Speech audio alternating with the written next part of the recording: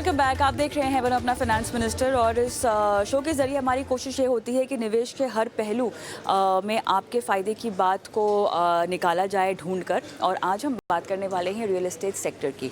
और हमारी इस खास पेशकश में हम न सिर्फ आपको बताने वाले हैं कि आप इस सेक्टर को कैसे समझ सकते हैं और कैसे इसमें निवेश कर सकते हैं, बल्कि अगर आप ऐसे दर्शक हैं जिनको अपना घर भी खरीदना है तो कहाँ खरीद सकते हैं और किस तरह के बिल्डर्स में हम देख रहे हैं कि फ़िलहाल रुझान दिखाई दे रहा है, कितने मौके हैं और क्या सही समय है, इस पर भी विस्तार से बात करेंगे। हेमंत यार, AVP communication, bankbazaar.com, Pankaj Kapoor, founder and MD लियासिस फराज और Pankaj Kumar, VP fundamental research, Kotak securities हमारे साथ जुड़ गए हैं। आप सभी का स्वागत है हमारी इस बेहद खास पेशकश में।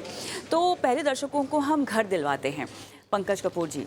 तो ऐसे में हम देखें तो पिछले कुछ समय से तो बेतहाशा डिमांड दिखाई ही दे रही है, लेकिन मुझे आपसे ये जानना है कि किन किन पॉकेट्स में डिमांड दिखाई दे रही है, कौन कौन से ऐसे टिकट प्राइस है जहां पर आपको लग रहा है कि घर ज़्यादा इस ब्रैकेट में ख़रीदे जा रहे हैं। कल भी हमने देखा कि ऐलान हुआ है लगभग 3 करोड़ घरों का प्रधानमंत्री आवास योजना के तहत, तो वो भी एक तरह का बूस्ट तो देगा इस पूरे सेक्टर को। उस पहलू पे बाद में आऊँगी क्योंकि वो कारोबारी और व्यवसाय पहलू है। कंज्यूमर्स के लिहाज से कहाँ मौके बनते हैं, कौन कौन से ऐसे एरियाज हैं जो अचानक से डिमांड में आ गए हैं, पंकज जी? देखिए, जो हमें इस वक्त सबसे ज्यादा तेजी वाला मार्केट दिख रहा है वो luxury and ultra luxury segment है, जहाँ पे new supply as well as sales के वॉल्यूम्स जो हैं वो हिस्टोरिकली हाईएस्ट हैं और मार्केट काफी स्क्यूड है। तो अगर आप total market in terms of value देखेंगे तो करीब 70% of the market is dependent, sales is dependent to in terms of the value wise is dependent to luxury and ultra luxury segment. हालांकि unit wise they contribute only 30%. तो clearly indicate दिख रहा है कि बड़े साइज के घर और जो लग्जरी सेगमेंट में एस्पिरेशनल प्रोजेक्ट्स हैं उसके अंदर सबसे ज्यादा रुझान दिख रहा है। इसके बाद आपका मिड सेगमेंट भी अच्छा कर रहा है और हालांकि रिलेटिवली लग्जरी के बनिस्बत यहाँ पे थोड़ा सा ग्रोथ कम है, लेकिन फिर भी आपको ग्रोथ है 11 से 12% वाई ग्रोथ दिख रही है। और जो आपका अफोर्डेबल सेगमेंट है, जो लेस देन 30 लैक्स वाला जो ब्रैकेट है, वहाँ पे आपको गिरावट दिखाई दी है। और यही कारण है कि गवर्नमेंट ने जो अनाउंस किया है पीएमएवाई के अंदर एडिशनल होम बनाना, और जो सीएलएसएस स्कीम का डिसकंटिन्यूएशन हुआ, एटीआईबी का डिसकंटिन्यूएशन हुआ 2021 के बाद, तो उसके बाद से आपको अफोर्डेबल सेगमेंट में डिमांड और सप्लाई दोनों में गिरावट दिखी, लेकिन मिड और लग्जरी सेगमेंट में आपको एक अच्छा खासा उछाल होता हुआ दिखाई दिया। सबसे ज्यादा उछाल luxury and ultra luxury segment. तो कपूर साहब ये बताइएगा, जो मिड सेगमेंट की हम बात कर रहे हैं, क्योंकि अधिकतर दर्शक शायद उस एक सेगमेंट को रिप्रेजेंट करते होंगे, यहाँ पर किन किन जगहों में आपको डिमांड बढ़ती हुई दिखाई दे रही है? देखिए, सबसे ज्यादा जो प्रोग्रेसिव मार्केट अफोर्डेबल सेगमेंट के अंदर है तो उसके अंदर पूना हो गया, आपको अहमदाबाद हो गया, हैदराबाद में भी थोड़ी बहुत आपको दिख रहा है। तो हर शहर के पेरिफेरल रीजन्स में जहाँ पे कनेक्टिविटी बढ़ रही है वहाँ पे आपको मिड सेगमेंट के अंदर ग्रोथ होती हुई दिखाई दे रही है। तो इस तरीके का आपको ग्रोथ दिख रहा है। सबसे ज्यादा अगर लोकेशंस में देखेंगे तो पूना दिखाई देता है, उसके बाद आपको बैंगलोर दिखाई देता है। और ये मैं उन 50 लाख से 1 करोड़ के ब्रैकेट वाले घरों की बात कर रहा हूँ।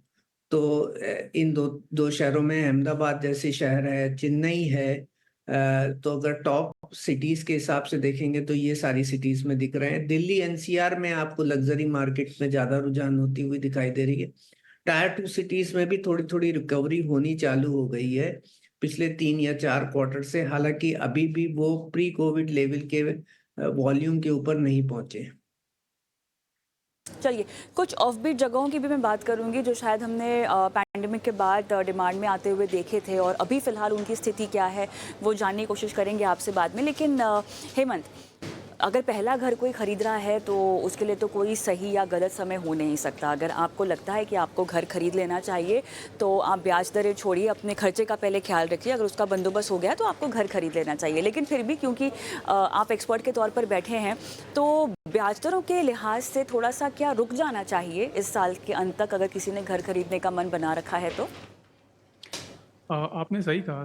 जब भी उठ जाओ तभी सवेरा है। अगर आपकी तैयारी पूरी है तो आप क्यों वेट करेंगे कि ब्याज दरें कम होने वाली है। ऐसी कोई गारंटी भी नहीं है और कोई टाइमलाइन भी नहीं है कि साल के एंड तक हो जाएंगे। हम ऑप्टिमिस्टिक हैं कि हो जाएंगे, पर हम लास्ट ईयर भी ऑप्टिमिस्टिक थे और हम इस साल की शुरुआत में भी ऑप्टिमिस्टिक थे, और ये जो वेट जो चल रहा है ये लंबा होता जा रहा है। आप उसके लिए वेट मत करिए। अगर आप तैयार हैं अपने डाउन पेमेंट के साथ, अपनी लोन एलिजिबिलिटी के साथ, तो आप बेशक इसमें आगे बढ़िए और अपनी ज़रूरतें पूरे करिए, अपना प्रॉपर्टी परचेज़ पूरा करिए। लेकिन अगर कोई रुक सकता है तो आप रुकने की सलाह देंगे वैसे? देखिए, ज़्यादातर लोन्स, होम लोन्स जो होते हैं, इंडिया में 95% होम लोन्स जो हैं वो फ्लोटिंग रेट पे होते हैं। ये बिल्कुल मैटर नहीं करता है कि आप अभी लोन ले लेंगे और आपकी रेट जो है यही जहाँ जहाँ पे है वहीं पे अटक जाएगी। आपकी फ्लोटिंग रेट लोन जो है, जैसे जैसे रेट्स गिरेंगे वैसे वैसे आपकी लोन भी सस्ती हो जाएगी। आपको इस बात का टेंशन नहीं होना चाहिए कि आप एक हायर रेट पे लॉक्ड इन होने वाले हैं, क्योंकि फ्लोटिंग रेट लोन आप ले रहे हैं तो रेट तो अपने आप कम हो जाने वाली है। आपको उसकी बिल्कुल चिंता नहीं करनी चाहिए। आप अगर तैयार हैं लोन एलिजिबिलिटी के लिए और डाउन पेमेंट के साथ, तो प्लीज़ आप आगे बढ़िए और परचेज़ कंप्लीट करिए। चलिए, आगे आपसे और सवाल होंगे कि किस तरह से इस तैयारी को और पक्का किया जाए, लेकिन पंकज कुमार भी हमारे साथ हैं। और कुमार साहब, आपसे सवाल होगा कि किसी को अगर घर नहीं खरीदना है लेकिन इस सेक्टर में निवेश करना है इक्विटी के ज़रिए, तो मौके तो देखिए बहुत ज़्यादा बन रहे हैं और लगातार हम देख रहे हैं कि सेक्टर बहुत बढ़िया भी कर रहा है। ये बताएं हमें, वैल्यूएशंस के लिहाज से कहाँ बढ़िया मौका है और सही समय है, अगर किसी को थोड़ा सा लंबा जाना हो इस सेक्टर में? कौन कौन से काउंटर्स जिन पर आप दाव लगाएंगे और क्यों? तो जैसा आपने कहा कि वैल्यूएशन के हिसाब से अगर स्टॉक्स देखने हैं एंड अगर लास्ट 1 ईयर की बात करें तो मोस्ट ऑफ द स्टॉक्स जो हैं वो अभी 52 वीक हाई के आसपास चल रहे हैं। और अभी रियलिटी इंडेक्स का भी आप देखेंगे मोर देन 100% रिटर्न्स दे चुके हैं। इसमें कुछ स्टॉक्स हैं जहाँ पर हमें वैल्यूएशन दिखता है। इसमें एक नाम जो है डीएलएफ है, वहाँ हमारा एड रेटिंग है एंड हमारा टारगेट प्राइस ₹910 है। डीएलएफ जैसा कि एक गुरुग्राम में काफ़ी बड़ा प्लेयर है और उन्होंने लास्ट ईयर जो सेल्स की है करीबन 15,000 करोड़ की, वो भी काफ़ी अच्छी सेल्स की है और नेक्स्ट ईयर का आउटलुक भी करीबन 17,000 करोड़ का सेल्स गाइडेंस दे रहे हैं। उसके अलावा उनकी लॉन्च पाइपलाइन उन्होंने ऑलमोस्ट डबल कर दिया है। और उसका लैंड बैंक देखेंगे तो more than 130 million square feet का लैंड बैंक है। तो ये फ्यूचर की भी विजिबिलिटी देता है। तो डीएलएफ एक काउंटर है जहाँ हमें वैल्यू दिखता है। उसके अलावा दूसरा जो स्टॉक है जो हमें अच्छा लगता है वो सिग्नेचर ग्लोबल है। सिग्नेचर ग्लोबल भी गुरुग्राम बेस्ड प्लेयर है। अर्लियर वो मोस्टली आपको मिड सेगमेंट या फिर अफोर्डेबल सेगमेंट में रहते थे। नाउ उन्होंने प्रीमियम सेगमेंट में भी लॉन्च किया है, वहाँ पर काफ़ी अच्छा रिस्पॉन्स आया है। और अगर नेक्स्ट ईयर की अगर ग्रोथ गाइडेंस देखेंगे तो मोर देन 35% ग्रोथ गाइडेंस है। तो यहाँ भी हमारा एड रेटिंग है और टारगेट प्राइस 1375। चलिए, आपके पास हम फिर से आएंगे, लेकिन हेमंत, क्योंकि हम घर खरीदने की बात कर रहे हैं और ऐसे में क्योंकि देखिए हम घर की कीमतें और रेंटल्स, इन दोनों में ही बहुत ज़्यादा इजाफा आ चुका है अगर हम कुछ सालों में कंपेयर करना चाहें तो। ये बताएं हमें कि कोई अगर कंफ्यूज्ड हो ज़िंदगी के इस पड़ाव में कि खरीदे या रेंट पे रहे, तो आपकी सलाह क्या होगी? देखिए, खरीदे या रहे ये एक बहुत पर्सनल चॉइस है। सो कौन खरीदता है? खरीदने के लिए आपके पास कैश प्रिपेयर्डनेस ज़रूरी है और आपकी लोन एलिजिबिलिटी ज़रूरी है, और आपका एक इंटेंट भी होना चाहिए कि आप जहाँ पे घर खरीद रहे हैं वहाँ पे रह पाएंगे लंबे समय के लिए। अगर आपकी प्रिपेयर्डनेस में कमी है, अगर आपकी लोन एलिजिबिलिटी में कमी है और आपका इंटेंट क्लियर नहीं है किसी एक जगह में रहने के लिए, तो आप तैयार नहीं हैं। तो जब तक आप तैयार नहीं हैं तब तक आप रेंट ही करिए। और इसमें प्रिपेयर्डनेस के लिए भी आपको इसको एक कॉम्प्लेक्स तरीके से सोचना पड़ेगा, क्योंकि आपको कुछ अपफ्रंट देना पड़ेगा, आपको कुछ घर पोजेशन लेने के बाद देना पड़ेगा, आपको लोन लेते समय कुछ खर्चे उठाने पड़ेंगे, आपको अपने पेमेंट्स एक स्टैगर्ड तरीके से करने पड़ेंगे, और आप लोन ले रहे हैं तो आपको ये भी ध्यान रखना होगा कि लोन चुका पाने के लिए आपको इनकम स्टेबिलिटी भी चाहिए। ये सारे सवाल सवालों का जवाब आपके पास होना ज़रूरी है। किसी इंसान के पास 100% सारे जवाब नहीं होते हैं और कभी-कभी थोड़ा चांस भी लेना पड़ता है इन मामलों में। तो अगर आप कॉन्फिडेंट हैं कि आप ये सारी चीज़ें अगर कर पाएँगे, अगर आपकी इनकम स्टेबल है, आप तैयार हैं फाइनेंशियली और आप लोन ले सकते हैं, तभी आप आगे बढ़िए। अगर ये सब इन मामलों में आपको क्लैरिटी नहीं मिल रही है, तो आप थोड़ा रुक जाइए, रेंट करिए और अपनी फाइनेंशियल पोज़ीशन स्ट्रॉन्ग करिए और उसके बाद फिर रिकंसिडर करिए जब भी आप तैयार हों। ऑलराइट, यहाँ पर एक और पहलू मुझे जानना था आपसे रीट्स के ज़रिए निवेश करने का। बहरहाल वो सवाल मैं आपके पास लेकर आऊँगी, लेकिन Pankaj Kapoor sir, of-beat areas यहाँ पे बहुत उभरते हुए हमने देखे थे, जहाँ पर अचानक से पैंडेमिक के बाद, क्योंकि बहुत वर्क फ्रॉम होम का कल्चर भी था, हालांकि वो अब चेंज हो चुका है, कुछ हद तक कहीं ना कहीं हाइब्रिड है, लेकिन मोटे तौर पे लोग अपने कर्म क्षेत्र में जहाँ से वो काम करते हैं वहाँ पर वापस आ चुके हैं। तो अब ये बताइए, ऐसे कौन कौन से ऑफ-बीट एरियाज़ है जहाँ पर हमने डिमांड पिकअप होते हुए देखी और अभी भी वहाँ पर कंटिन्यू है? मिड सेगमेंट की मैं बात कर रही हूँ। देखिए, मिड सेगमेंट में सबसे ज़्यादा ग्रोथ अगर हम देखेंगे तो हैदराबाद मार्केट रहा, जहाँ पे सेल सप्लाई दोनों चीज़ें आई। हालांकि हैदराबाद में लग्जरी सेगमेंट भी अच्छा कर रहा है और काफ़ी सप्लाई आ गई है। अगर आप वहाँ का कोकापेट एरिया देख लीजिए तो सबसे ज़्यादा लग्जरी है। बट मिड में पूना है, मुंबई सेगमेंट है जो पेरिफेरल रीजन है, मुंबई एमएमआर रीजन का, तो उसके अंदर आपको बहुत अच्छी ग्रोथ होती हुई दिखाई दी है। नॉर्थ इंडिया सिटीज़ में जो स्मॉलर सिटीज़ हैं लाइक चंडीगढ़ है, लुधियाना है, लखनऊ है, यहाँ पे आपको प्राइस ग्रोथ होती हुई दिखाई दी है और साथ में डिमांड में भी ग्रोथ दिखी। तो डिमांड की ग्रोथ आपको सारे एरियाज में दिख रही है, ऐसा नहीं है केवल मुंबई के अंदर है। अगर आप मंथ्स इन्वेंट्री के पॉइंट ऑफ व्यू से देख लीजिए तो सारे शहर जो एक एफिशिएंट मंथ्स इन्वेंट्री ओवरहैंग के ऊपर चल रहे हैं। और उसका रीजन ये नहीं है कि इन्वेंट्री कम हो गई है, इन्वेंट्री वही है, लेकिन सेल्स का वेलोसिटी वो बढ़ गया है। तो इसके और जो क्लियरली इंडिकेट करता है कि डिमांड में तेजी है। और एक ऐसा समय है इस वक्त जहां पे प्राइस, सप्लाई और सेल्स तीनों चीजें बढ़ रही है। ये कभी मैंने पिछले 25 साल में इस तीनों डायमेंशंस को एक साथ ग्रो होते हुए नहीं देखा। अगर प्राइस बढ़ता था तो सेल्स कम हो जाती थी या सप्लाई कम हो जाती थी। यहाँ पे तीनों चीजें बढ़ रही हैं, तो ये एक अपॉर्चुन टाइम है। और मिड सेगमेंट में आपको ज्यादातर सारे शहरों में आपको ग्रोथ होती हुई दिखाई दे रही है, चाहे वो टायर 1 है या चाहे टायर 2 है।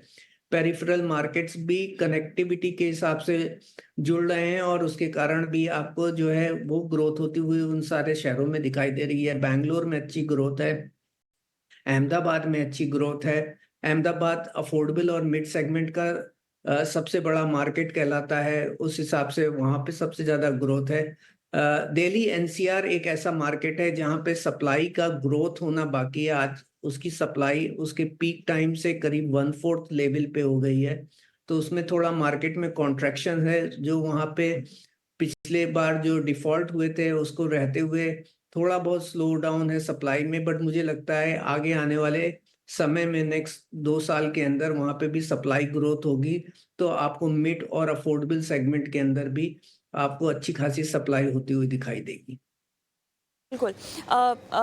कपूर सर, यहाँ पर दर्शकों को रेरा का महत्व समझाना बहुत ज़रूरी है। वो जो भी लोग इस वक्त जो शो देख रहे हैं और अपना घर खरीदने के बारे में सोच रहे हैं, आपको बहुत होमवर्क करना तो पड़ेगा ही, न सिर्फ घर ढूंढने के लिहाज से बल्कि सही डेवलपर और बिल्डर से जो है घर लेने को लेकर भी। और यहाँ पर रेरा आपकी बहुत मदद कर सकता है। रेरा रजिस्टर्ड किस तरह से आपको छानबीन इसको लेके करनी चाहिए, होमवर्क करना चाहिए? हर राज्य का एक रेरा पैनल होगा जहां पर आपको रजिस्टर्ड प्रॉपर्टीज़ मिलेंगी। क्या केवल वेबसाइट पे जाकर इस तरह की छानबीन करना, होमवर्क करना, पता लगाना काफ़ी होगा, पर्याप्त होगा, पंकज जी? कुछ हद तक जो बिल्डर्स का डिक्लेरेशन होता है वो रेरा की वेबसाइट पे थोड़ा जेन्युइन होता है। बोलने के नाम पे वो अक्सर ये बोलते हैं कि पोजीशन जो है वो हम 3 साल में दे देंगे, हालांकि रेरा की वेबसाइट पे देखेंगे तो वो 5 साल 7 साल का एक्सटेंडेड पीरियड लेते हैं। तो ज्यादातर समय ये रहता है कि बिल्डर ये सोचते हैं कि अगर इन केस डिले होता है तो उन पे पेनल्टी न लगे। लेकिन आप ये मान के चलिए कि अगर जो बिल्डर ने रेरा में डाला है वो आपकी जेन्युइन पोजीशन डेट है, तो आप एक इन्फॉर्म डिसीजन ले सकते हैं। रेरा पे हालांकि प्रोजेक्ट के रजिस्ट्रेशन तो हो रहे हैं, लेकिन उसका अपडेशन सारे रेरा पे नहीं होता है। जो कंस्ट्रक्शन अपडेशन, सेल्स अपडेशन, ये सारी चीजें नहीं हो रही हैं। तो आपको थोड़ी दूसरी भी ड्यू डिलिजेंसेस करनी चाहिए। लेकिन उसके बावजूद भी रेरा के आने के बाद जो प्रोजेक्ट के डिफॉल्ट हैं वो कम हो गए हैं। तो अगर आज के दिन इंस्टॉल सप्लाई का एनालिसिस करें तो 75% जो इंस्टॉल सप्लाई है ये आज भी लैंग्वेज कर रही है। ये प्री रेरा थी। पोस्ट रेरा के बाद जो है वो डिफॉल्ट की प्रोबेबिलिटीज बहुत कम हो गई हो, क्योंकि बिल्डर जो है अब डिसिप्लिन हो गया और बाध्य है एक डिलीवरी के कमिटमेंट को फुलफिल करने के लिए। उसको एक पोजीशन डेट डालनी है। अगर इन केस वो डिफॉल्ट करता है तो उस पर पेनल्टी है। तो इसकी वजह से जो है काफी डिसिप्लिन मार्केट में आ गया। तो रेरा हैज एम्पावर्ड कंज्यूमर। तो आप उसमें डिक्लेरेशन देख लीजिए, टाइटल देख लीजिए, प्रोजेक्ट्स के अप्रूवल्स देख लीजिए और एक इन्फॉर्म डिसीजंस आप ले सकते हैं रेरा की वेबसाइट देखने के बाद। बिल्कुल।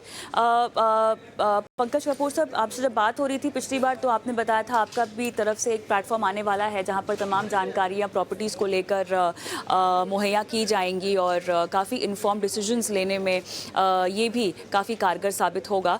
और इस पर हम और विस्तार से अलग से आपसे चर्चा भी करेंगे जब पूर्णतः हम इसको दिखा सके हमारे दर्शकों को। पंकज कुमार जी, क्योंकि हम रियल एस्टेट की बात कर रहे हैं और ऐसे में निवेश को लेकर, सेल्फ कंजम्पशन को लेकर रियल एस्टेट की और प्रॉपर्टीज़ की बात हो रही है, रीट्स के बारे में मैं जानना चाहती हूँ और यहाँ पर थोड़ा सा तवज्जो हम मल्टी एसेट एलोकेशन फंड्स की ओर लेके जाना चाहते हैं। मैं जानती हूँ कि बहुत स्टॉक्स पर आप बात करते हैं, लेकिन एक और ये पहलू जहाँ पर अगर आप दर्शकों की सहायता कर सकें, रीट्स को मल्टी एसेट एलोकेशन फंड के जरिए पोर्टफोलियो में शामिल करना कितना सही होगा?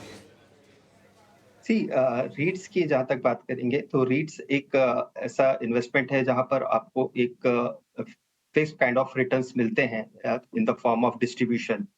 और रीट्स हमने देखा है जो हमारे कवरेज में जो है उसमें हम जो 2 स्टॉक्स जो हमें अच्छा लगता है उसमें एक है ब्रुकफील्ड जिसका हमारा फेयर वैल्यू 290 है। देखिए रीट्स में आपको एक तो कैपिटल एप्रिसिएशन होता है if they add more assets, and उसके बाद जो डिस्ट्रीब्यूशन है उसके थ्रू आपको यील्ड मिलता है in the form of interest and dividend. यहाँ पर ब्रुकफील्ड में हम जो देख रहे हैं करीबन FY25 के बेसिस पे करीबन 7.5 परसेंट के अप्रॉक्सीमेटली यील्ड भी दिखता है हमें एट द करेंट प्राइस। ये एक अट्रैक्टिव प्रोपोजिशन है हमारे हिसाब से।